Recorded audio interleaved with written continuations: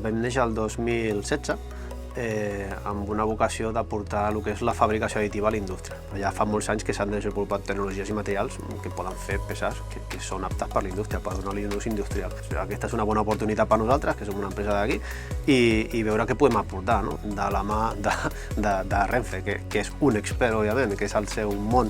Òbviament, aquesta ampliació de coneixements per a una empresa sempre és enriquidor i a més que permet, òbviament, buscar això, més activitats i expandir aquest ventall d'aplicacions i de coses que fem a Drucat.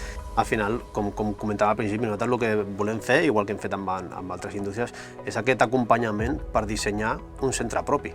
Al final, és a dir, una empresa, o en aquest cas Renfe, vol explorar el valor de la fabricació additiva, en aquest cas aquí al territori, de dir, vale, fem un anàlisi abans, mirem on es vol arribar i quines eines disposarem. I per fer tot això no és buscar els equips i les persones el primer dia, sinó fer tot aquest treball previ, no? De dir on vull enfocar-ho, on vull treure valor, on puc aportar també valor des del punt de vista d'uns especialistes com és Drucat, i tot això donar-li forma. I això és el que volem fer, és donar-li forma al projecte perquè havent-hi aquí al territori un centre propi, ja sigui de fabricació, amb un ús social també, òbviament, perquè això permet fer hackathons, concursos i una sèrie d'activitats que això enriqueix molt el projecte, perquè fas venir gent de fora que potser ni té res a veure amb el sector ferroviari, però és capaç d'aportar-te coses de valor al projecte que no havies pensat mai, i si tens les eines adequades perquè aquestes persones s'ho desenvolupin, és molt enriquidor sempre. Llavors aquesta és una oportunitat, aquest espai físic que s'ha creat és interessantíssim i ens encantaria, òbviament, formar part d'ell.